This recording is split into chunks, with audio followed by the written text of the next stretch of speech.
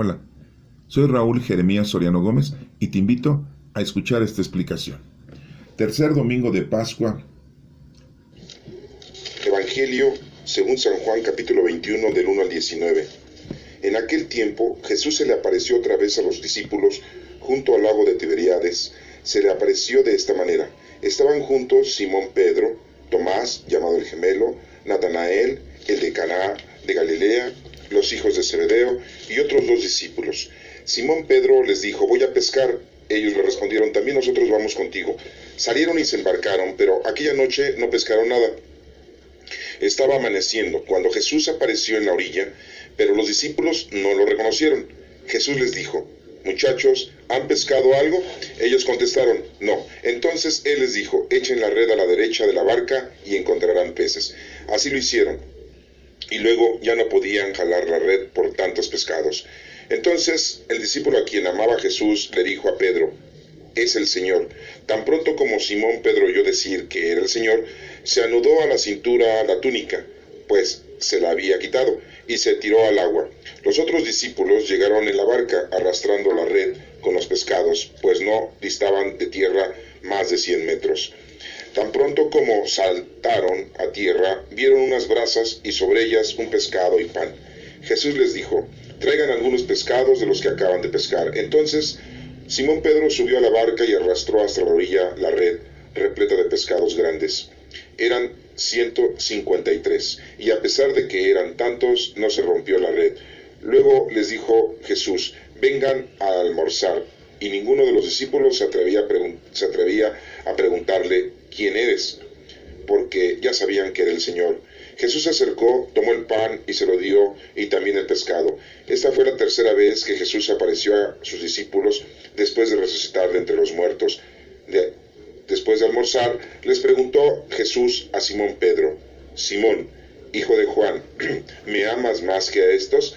Él le contestó: sí, Señor, tú sabes que te quiero. Jesús le dijo: apacienta mis corderos.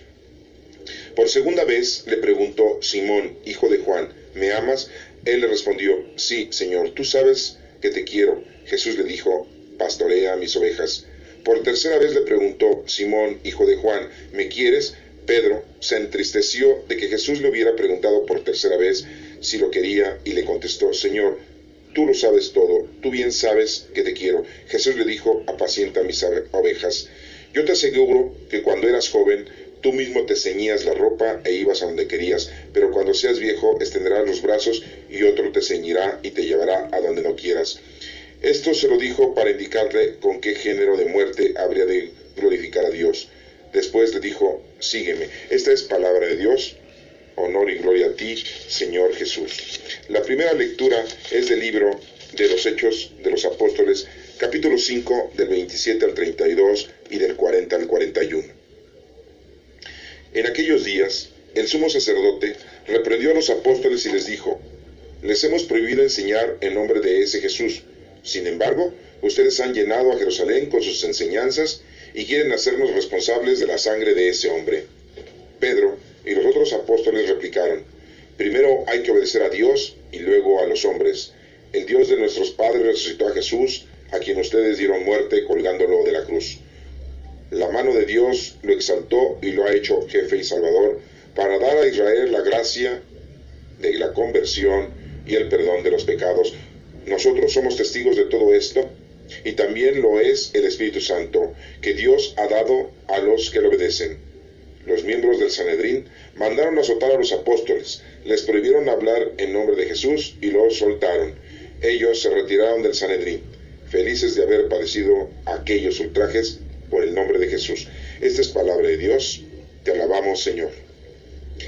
La segunda lectura es tomada del libro del Apocalipsis del apóstol San Juan, capítulo 5, del 11 al 14. Yo, Juan, tuve una visión en la cual oí alrededor del trono de los vivientes y los ancianos la voz de millones y millones de ángeles que cantaban con voz potente: digno es el Cordero que fue inmolado de recibir el poder y la riqueza, la sabiduría y la fuerza, el honor, la gloria y la alabanza. Oí a todas las criaturas que hay en el cielo, en la tierra, debajo de la tierra y en el mar, todo cuando que decían: al que está sentado en el trono y al Cordero, la alabanza, el honor, la gloria y el poder, por los siglos de los siglos. Y los 4 vivientes respondían, amén. Los 24 ancianos se postraron en tierra y adoraron al que vive por los siglos de los siglos. Esta es palabra de Dios. Te alabamos, Señor. Este próximo domingo es el tercer domingo de Pascua, 10 de abril del 2016. Y estamos analizando ahora una vez más el Evangelio de Juan, que en este caso es capítulo 21 del 1 al 19. Nos menciona el Evangelio que en aquel tiempo Jesús se les apareció por otra vez a los discípulos junto al lago de Tiberíades. Acuérdense que el lago de Tiberíades es también el lago de Galilea.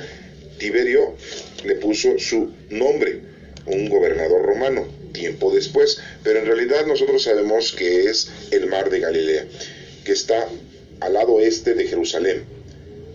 Y bueno, pues desemboca ahí el río Jordán, y el río Jordán baja, por decirlo de esta manera, hasta llegar al Mar Muerto, en donde supuestamente se dice que estaba Sodoma y Gomorra, las 2 ciudades destruidas por el poder de nuestro Padre Dios, después de saber y darse cuenta de que los hombres que vivían ahí no se arrepentían de su mala forma de vivir y proseguían en su pecado.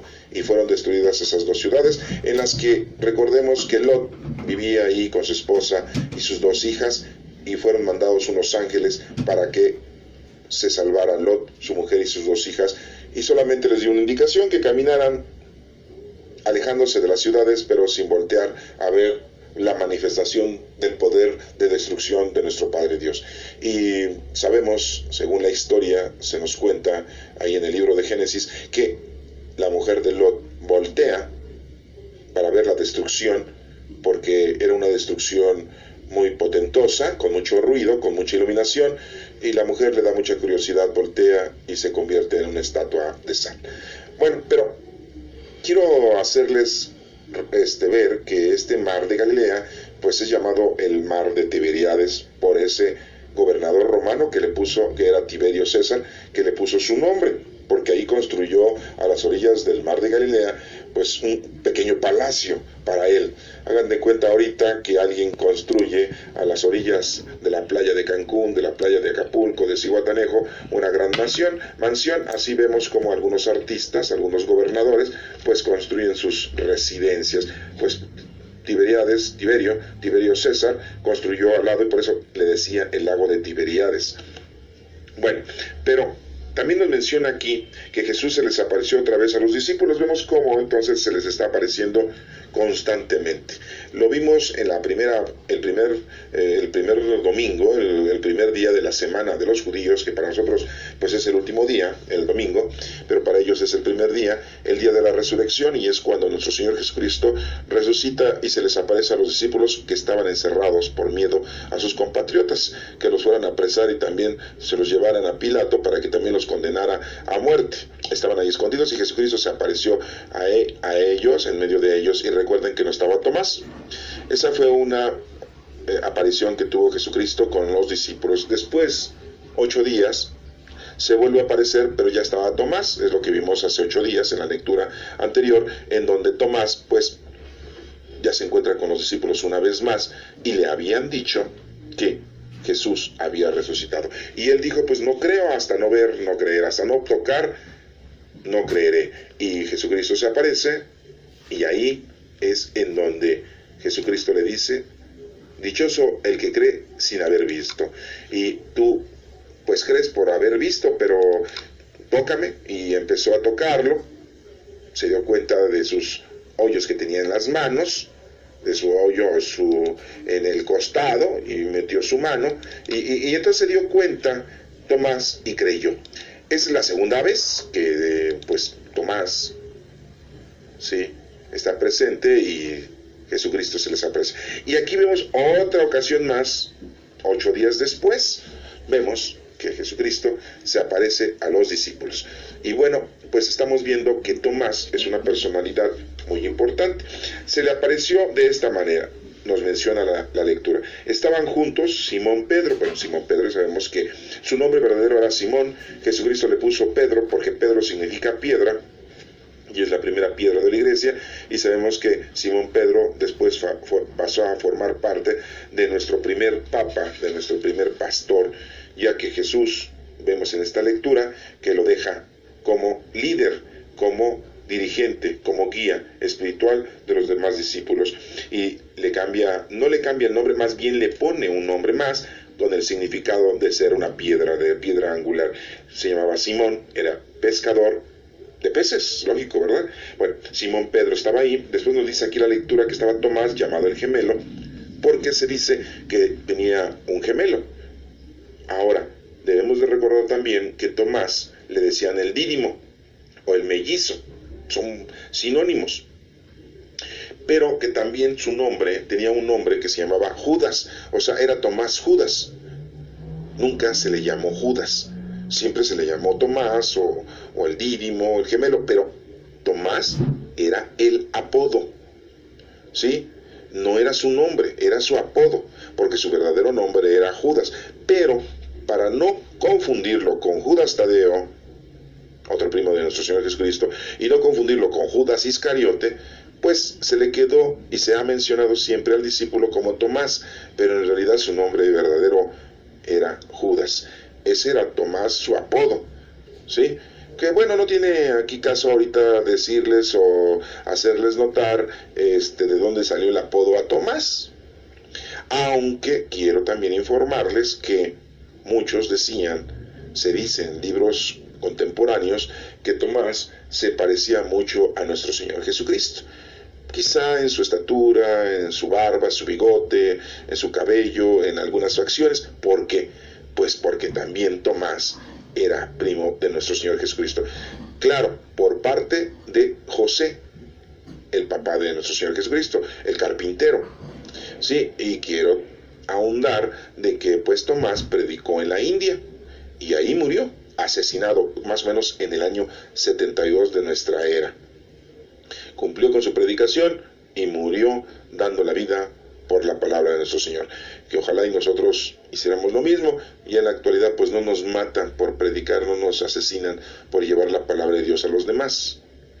Bueno, entonces vemos como aquí dice que estaban juntos Simón Pedro, Tomás, Natanael, ¿sí?, el de Caná de Galilea. Bueno, ese es otro discípulo que también quiero que ustedes sepan que pues Natanael, pues aquí se menciona ese nombre, pero en realidad el nombre que nosotros tenemos o que nosotros siempre pues de alguna manera lo identificamos como discípulo y apóstol de nuestro Señor Jesucristo es Bartolomé.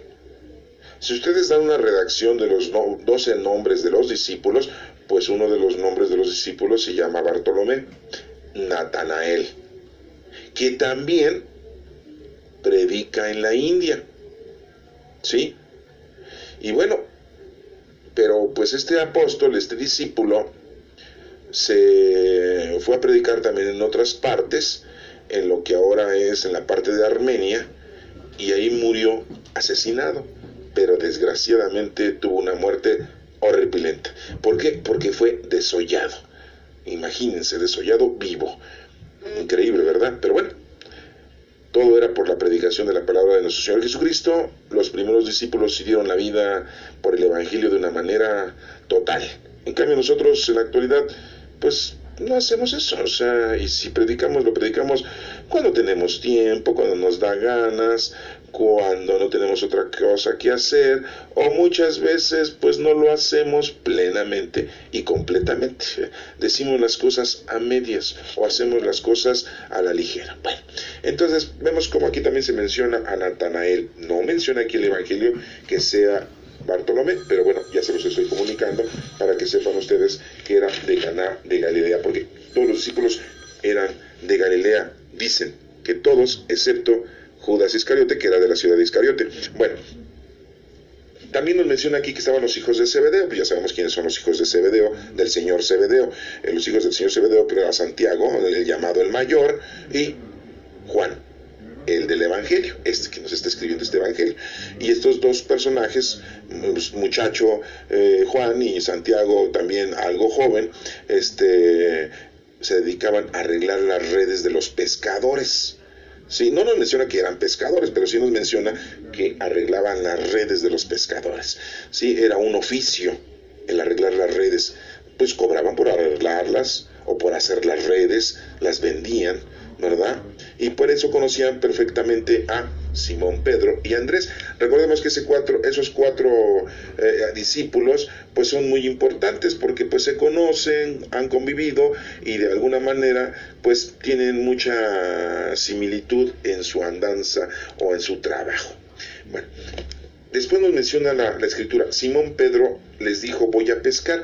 Entonces vemos aquí que los discípulos regresaron a su trabajo habitual, a sus situaciones cotidianas, después de haber estado viviendo 3 años la predicación, 3 años el estar acompañando a nuestro Señor Jesucristo, y después de ver que nuestro Señor Jesucristo ha sido crucificado,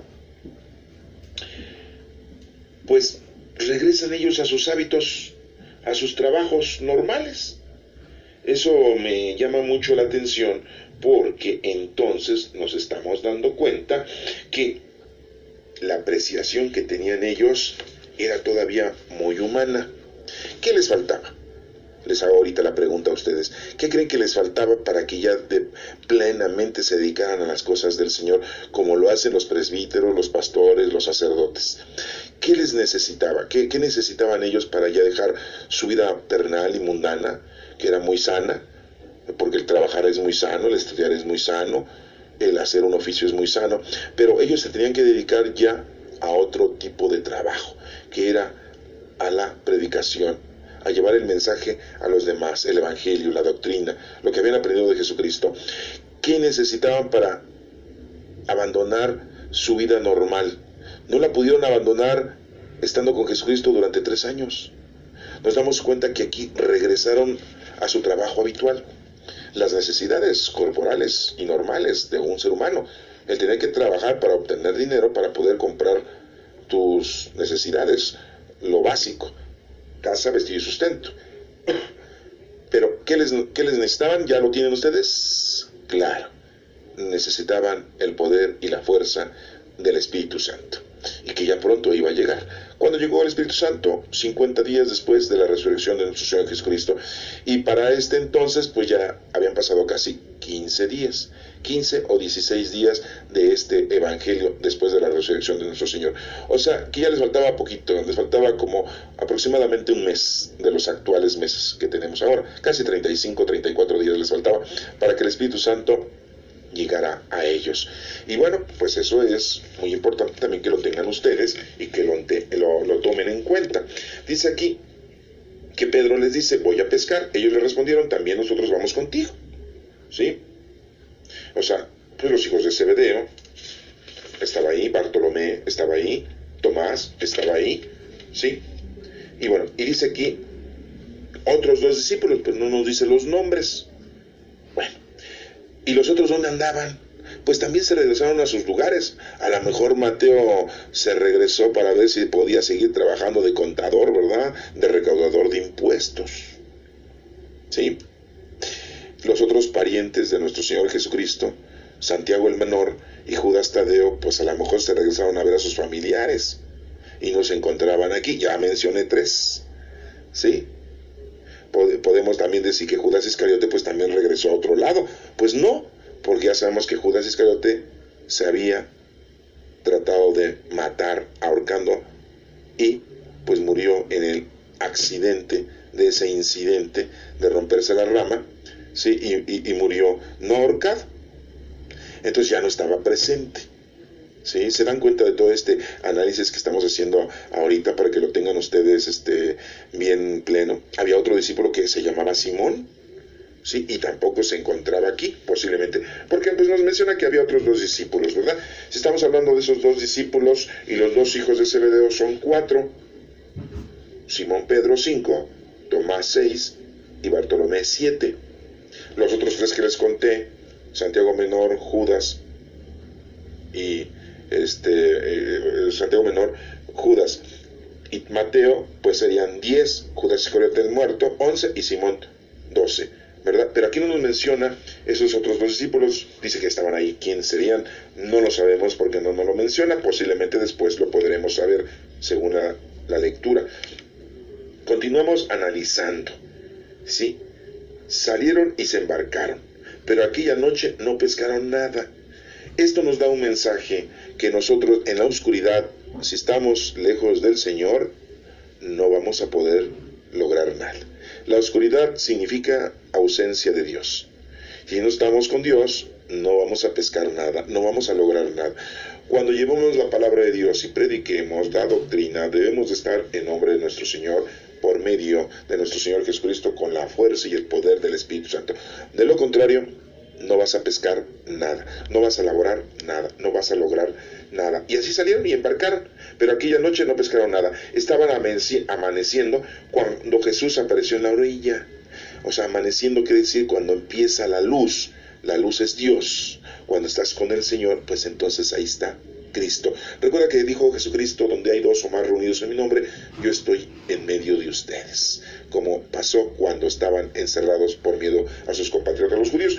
Y Jesús apareció en la orilla, ahí, a un lado de nosotros está nuestro Señor Jesucristo. No está lejos, está a la orilla, aquí, junto de nosotros. Pero los discípulos no lo reconocieron. Así nos pasa. Durante toda nuestra vida no reconocemos todas las cosas que nuestro Señor Jesucristo nos está dando, nos está aportando continuamente. Y no lo reconocemos, no lo entendemos. ¿Por qué? Porque estamos enfrascados en lo terrenal, en lo mundano, en lo cotidiano, en lo sano. Es muy sano trabajar, es muy sano estudiar, es muy sano estar con la familia, es muy sano divertirte, es muy sano distraerte, ¿sí? Pero primero está Dios. Y muchas veces durante toda nuestra vida siempre está el Señor junto de nosotros y nosotros no lo reconocemos, como dice ahí, no lo reconocieron. Entonces Jesús les dice, muchachos, ¿han pescado algo? El Señor nos dice, ¿cuántos años tienes? ¿Qué vida has llevado?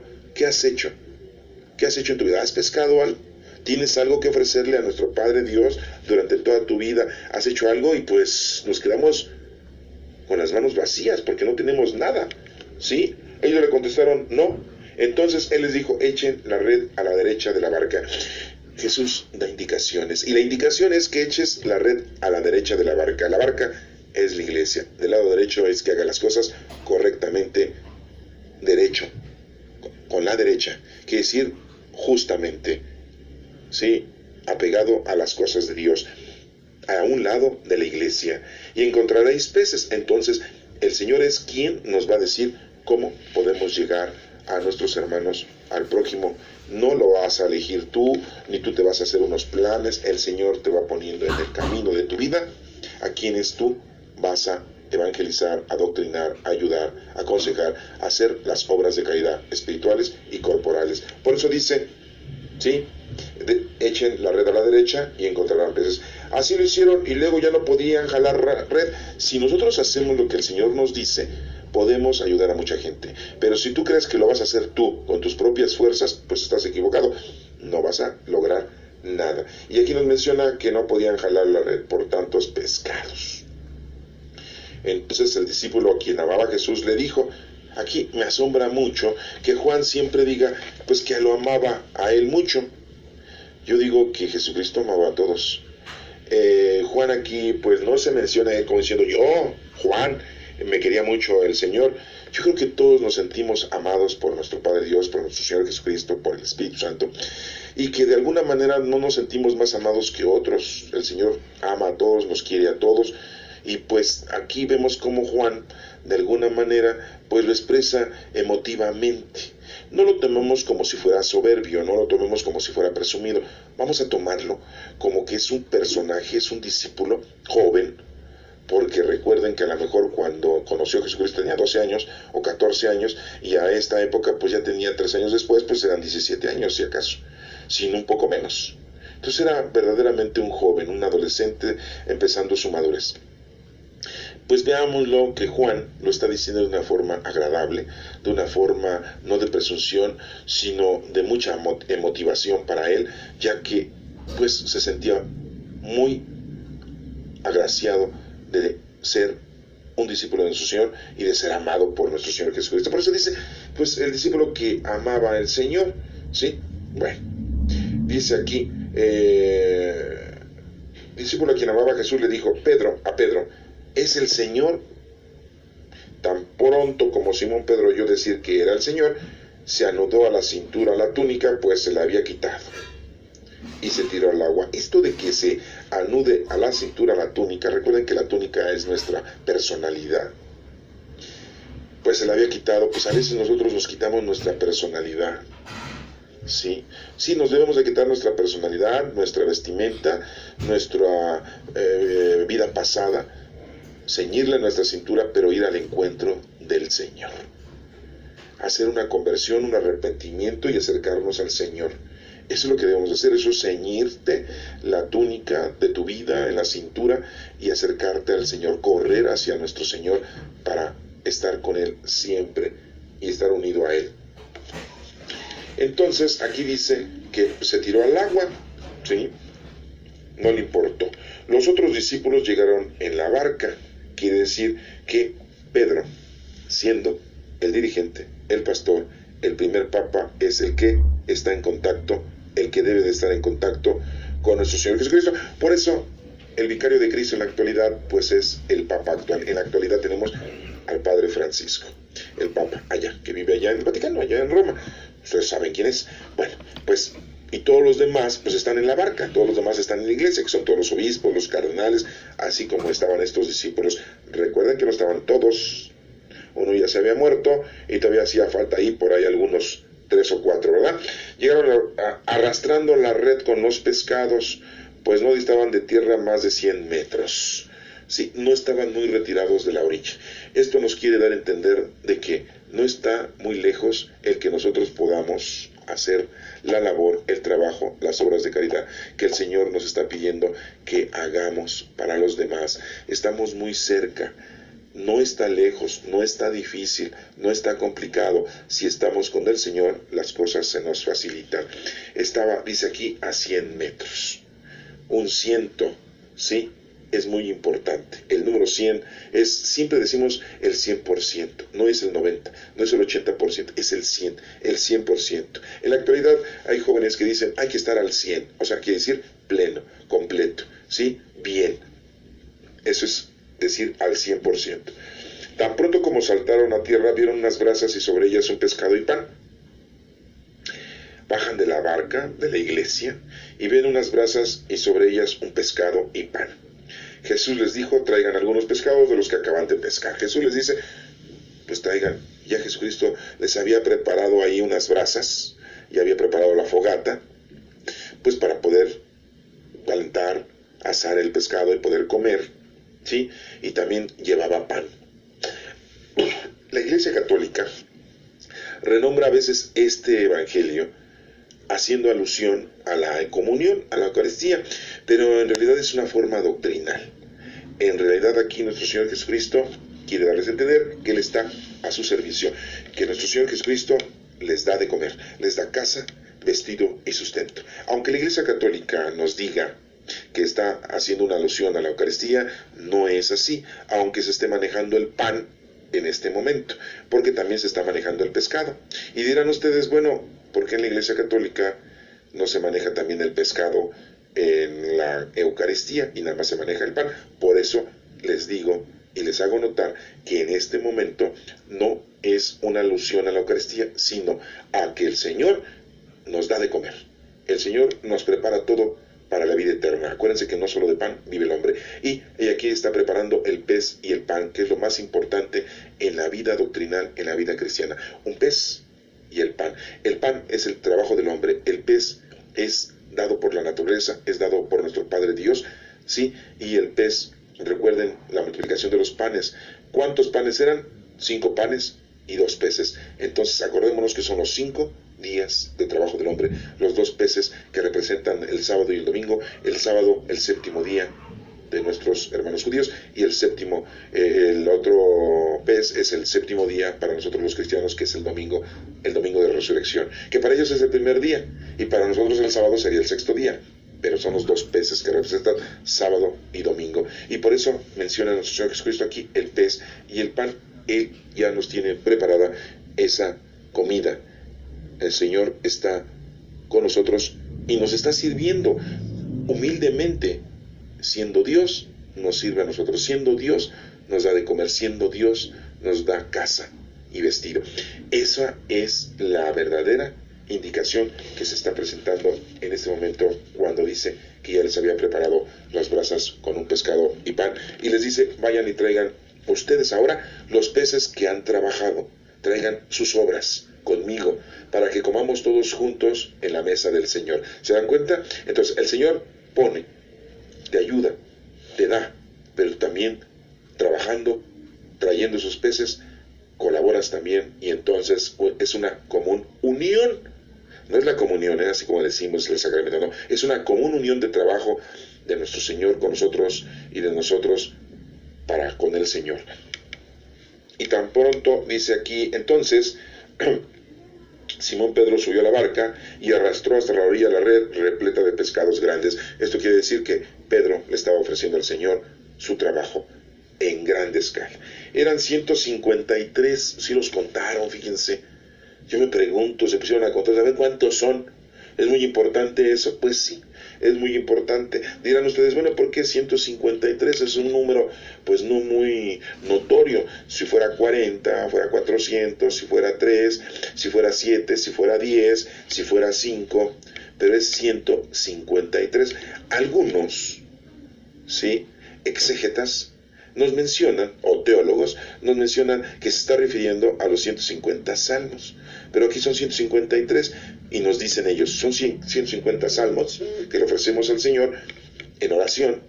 Recuerden, una de las palabras de nuestro Señor Jesucristo en la cruz fue, ¿sí?, Dios mío, o Eloí, Eloí, ¿sí?, porque me has abandonado, ¿sí? Acuérdense que Jesucristo en la cruz, esa palabra la dijo como judío.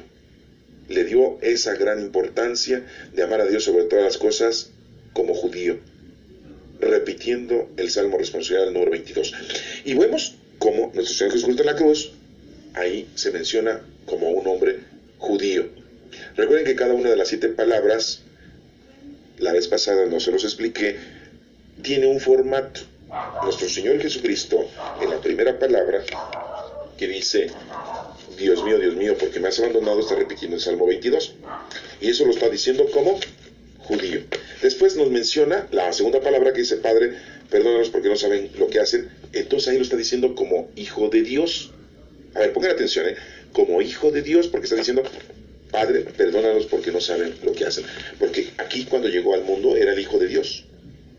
Después la tercera palabra, cuando dice: te aseguro que hoy estarás conmigo en el paraíso, ya no lo estaba diciendo como hijo de Dios, ni tampoco como judío.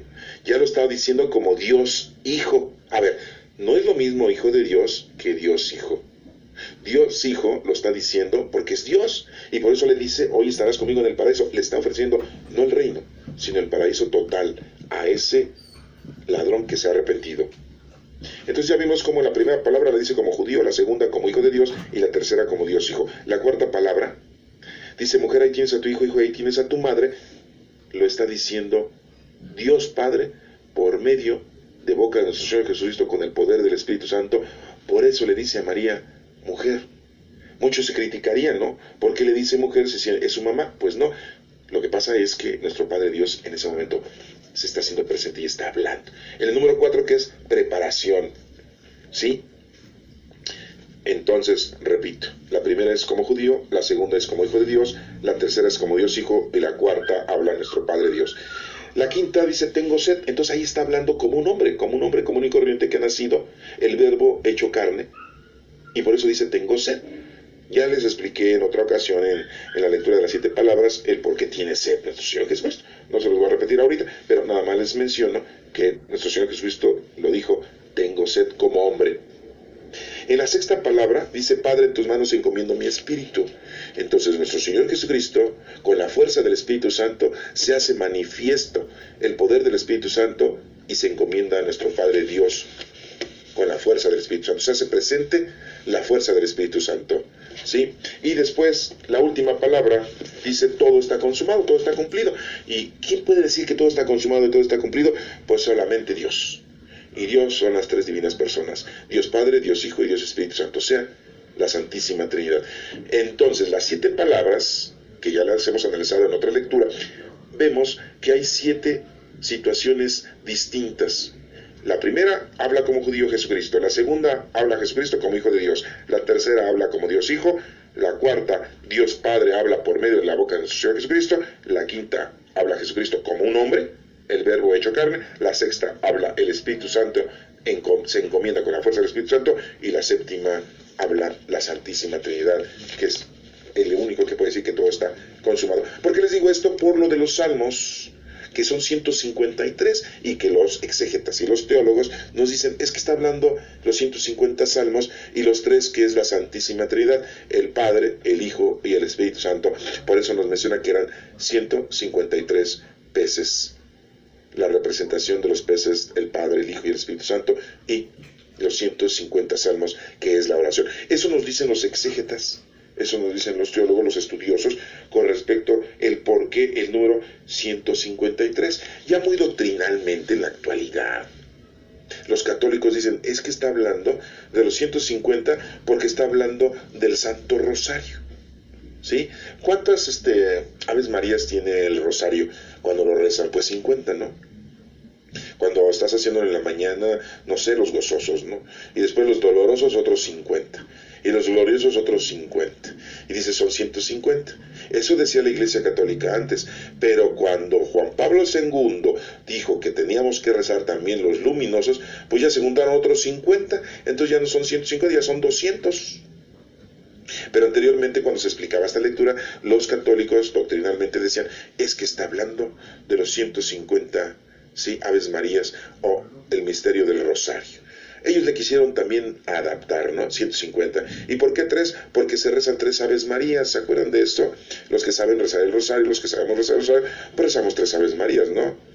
Hija de Dios Padre, Madre de Dios Hijo y Esposa de Espíritu Santo. Y hablamos, y hacemos 3 Aves Marías, y todos son 150, más esas 3, pues eran 153.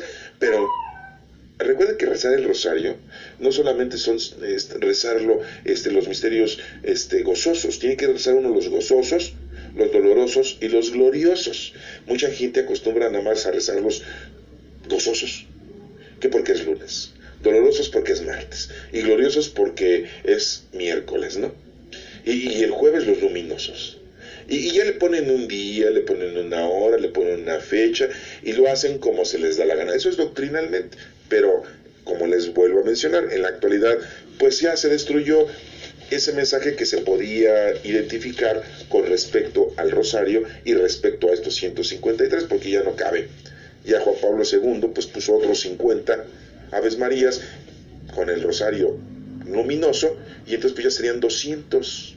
Entonces ya no cabe, ya no tiene cavidad esa explicación con respecto a estos 153. Se dan cuenta como una cosa es la doctrina de Cristo, otra cosa es lo que dicen los exégetas, los teólogos, con respecto a la palabra del Señor. Y bueno, aquí nosotros nos vamos a hacer un momento de conciencia con respecto al número 153.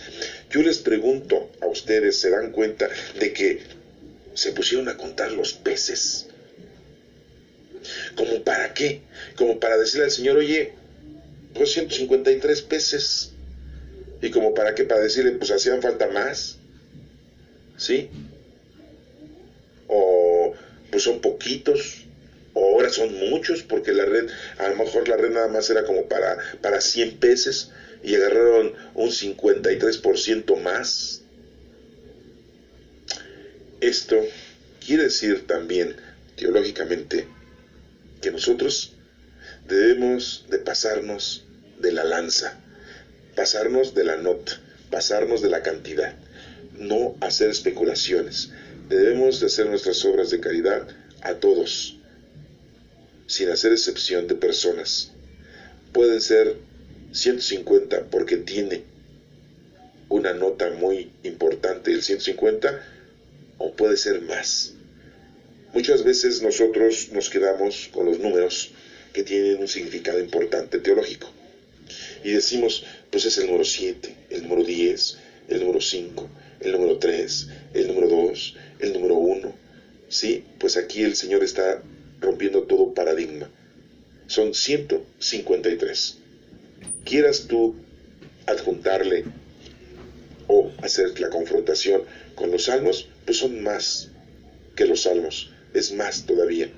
Ya no toquemos lo del rosario, toquemos solamente con respecto a los salmos que se mencionan teológicamente y que son más, son 153. Quiero recordarles que cada salmo es una vida muy importante para cada uno de nosotros, y si son 150, pues son 150 vidas, y 3 más que es la Santísima Trinidad. Dice aquí que tan pronto como saltaron a tierra, vieron unas brasas, sobre ello un pescado, el pan. Jesús les dijo, traigan algunos pescados de los que acaban de pescar. Entonces Simón Pedro subió a la barca y arrastró hasta la orilla la red, repleta de pescados grandes. Eran 153, y a pesar de que eran tantos, no se rompió la red. O sea que no te preocupes, no va a pasar nada si estás tú pescando almas o predicando. Luego les dijo Jesús, vengan a almorzar. Como les digo, nuestro Señor Jesucristo nos da de comer la palabra del Señor. Y ninguno de los discípulos se atrevía a preguntarle quién eres, porque ya sabían que era el Señor. Jesús se acercó, tomó el pan y se los dio, y también el pescado. Las dos cosas se las dio nuestro Señor Jesucristo, para que ellos se den cuenta que nuestro Señor está siempre con nosotros, nos ayuda y nos prepara todo para nuestra travesía, para nuestro trabajo. Después, esta fue la tercera vez, nos dice la lectura, de que Jesús se le apareció a sus discípulos. Eso ya lo habíamos visto.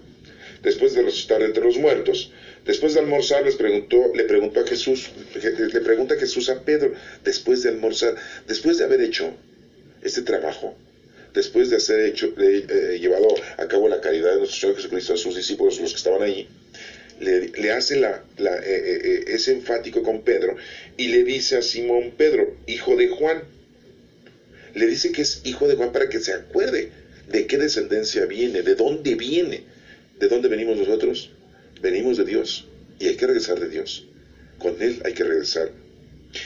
Hijo de Juan, ¿sí? Le dice, ¿me amas más que estos? Le pregunta el Señor que si hay verdadero amor, ¿sí? Y Jesús le dice, él le contestó, sí, Señor, tú sabes que te quiero. Jesús le dijo, apacienta mis corderos. Eso es lo que tenía que hacer. Evangelizar, predicar.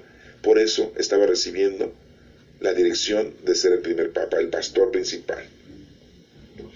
Por segunda vez, sí, nuestro Señor le hace la misma pregunta a Pedro y le dice, ¿me amas, Simón? Simón le dice, tú sabes que te quiero, Jesús. Y Jesús le dice, pastorea mis ovejas. Por segunda vez.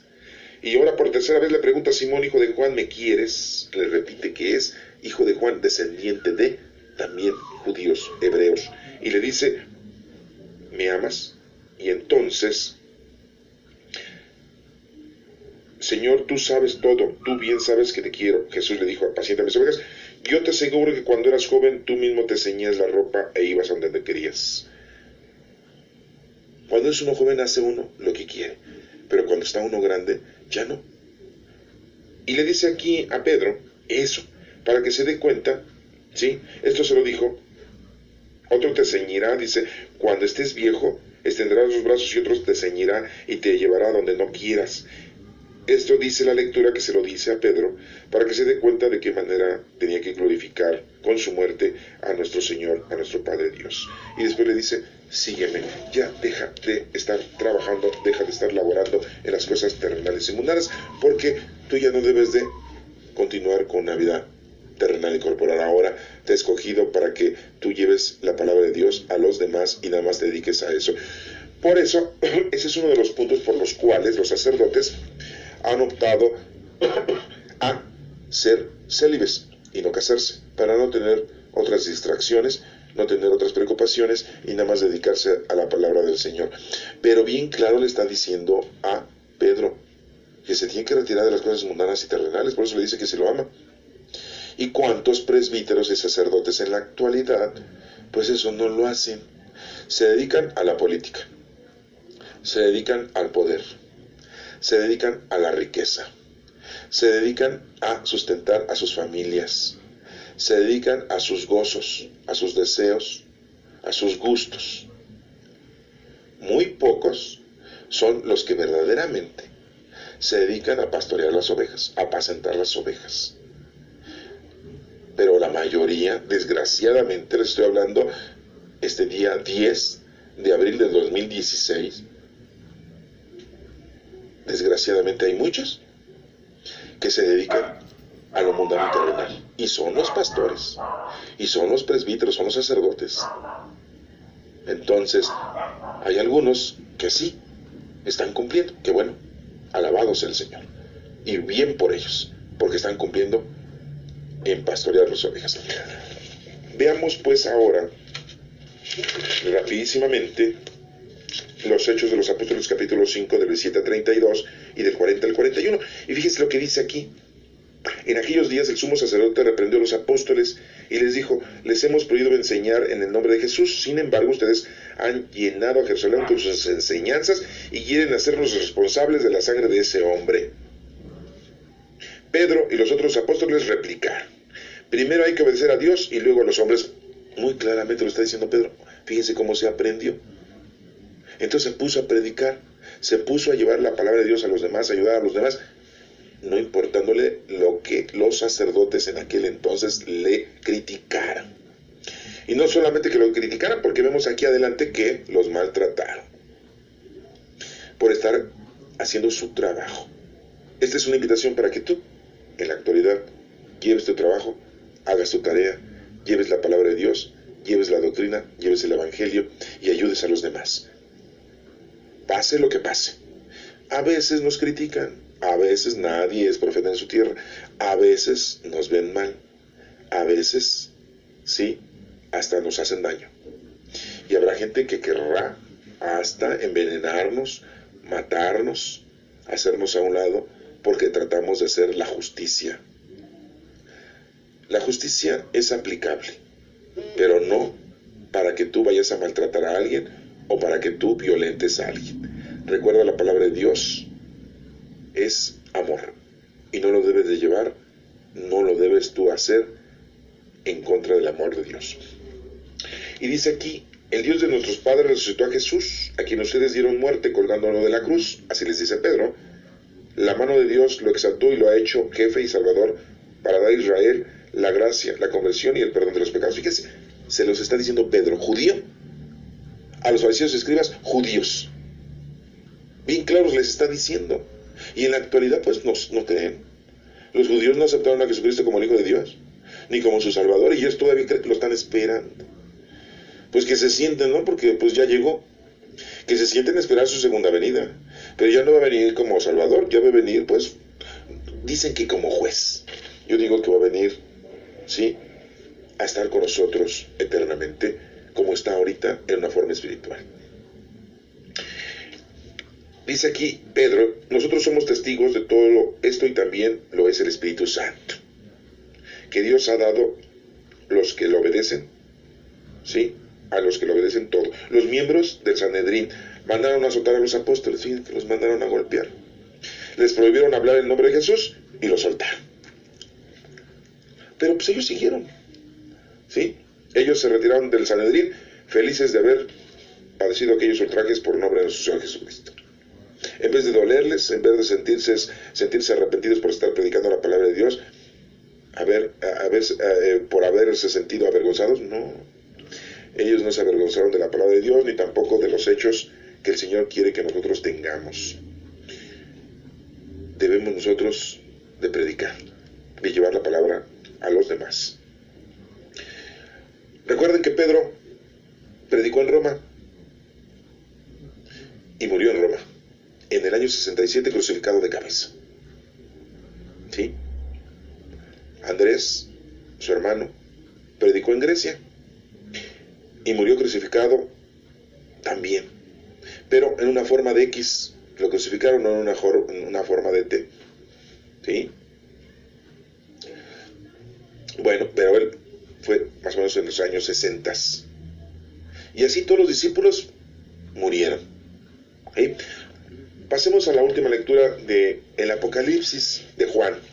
¿Qué nos menciona esta lectura? Dice, yo Juan tuve una visión, es Apocalipsis capítulo 5 del 11 al 14, dice, yo Juan tuve una visión en la cual oí alrededor del trono de los vivientes y los ancianos la voz de millones y millones de ángeles que cantaban con voz potente. Juan tuvo una visión en donde vio el reino de Dios, el paraíso de Dios, en donde veía a todos los ancianos y millones de ángeles que estaban cantando. Acuérdense que sabemos todos que hay nueve tronos o nueve tipos de ángeles: serafines, querubines, arcángeles, ángeles, potestades, dominaciones, virtudes. 9 tipos, 9 tronos de ángeles, y estaban cantándole al Señor. ¿La alegría de qué? Digno es el Cordero que fue inmolado de recibir el poder y la riqueza. ¿Quién era el Cordero? Pues nuestro Señor Jesucristo. Estaban contentos porque nuestro Señor Jesucristo había cumplido con venirnos a salvar. Y la riqueza y la sabiduría y la fuerza, el honor, la gloria y la alabanza para nuestro Señor Jesucristo. Así dice la lectura, ¿sí? Dice Juan que oyó a todas las criaturas que hay en el cielo. No las pudo identificar, pues imagínense todos los profetas que murieron, allá estaban con el Señor, allá están con el Señor, todos los patriarcas, todos los ángeles, ¿sí?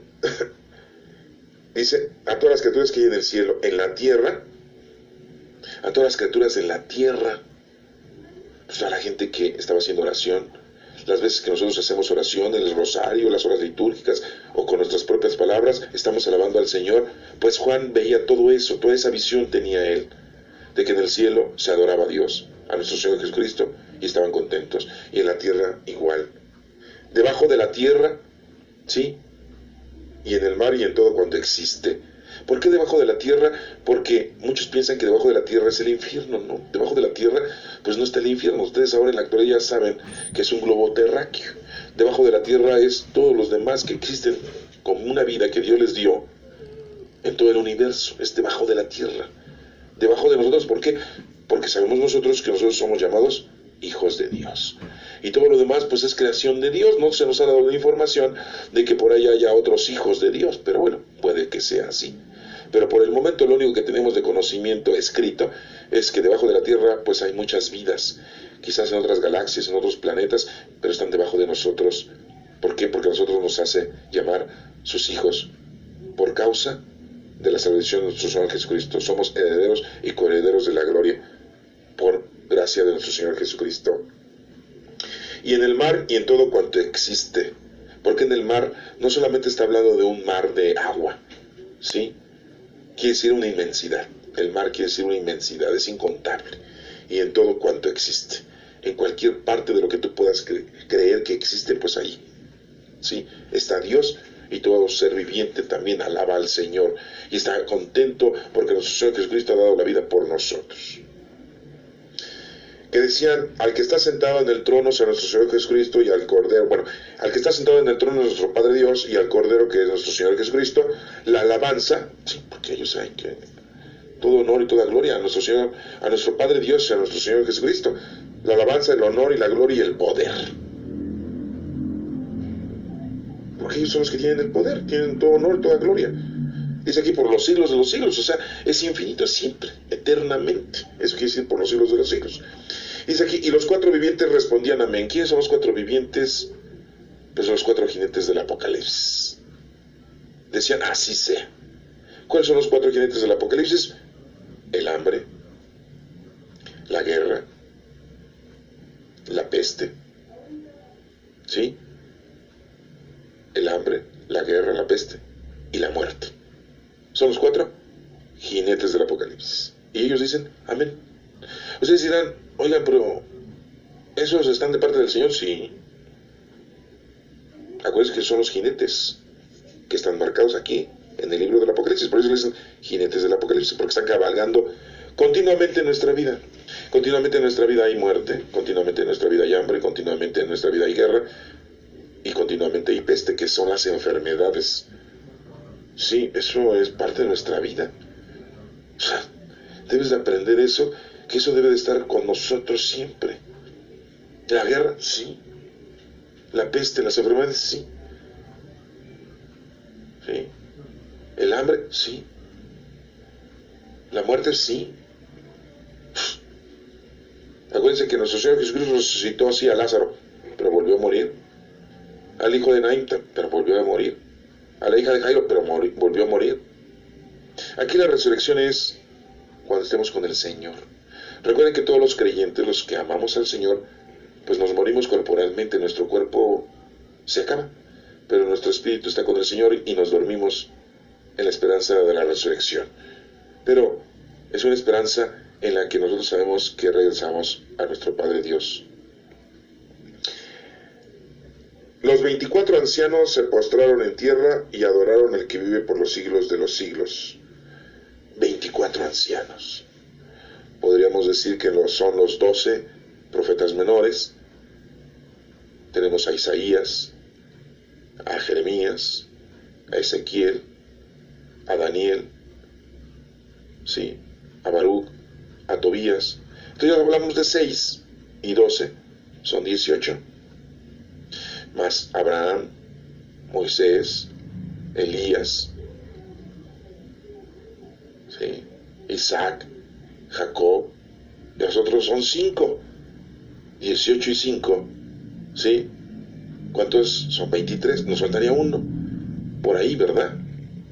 Bueno, los vamos a contar, a lo mejor me faltó uno, pero no los tengo aquí a la mano, pero son los 24 ancianos. Y ahí están, dentro de las Sagradas Escrituras. Y así termina, que se postraron y adoraron al que vive por los siglos de los siglos. Este próximo domingo se nos está haciendo la invitación a nosotros que esta Pascua, este paso, es el tercer domingo, la tercera vez que nuestro Señor Jesucristo se aparece a los discípulos, menciona muy claramente que pues nuestro trabajo es muy principal, muy importante.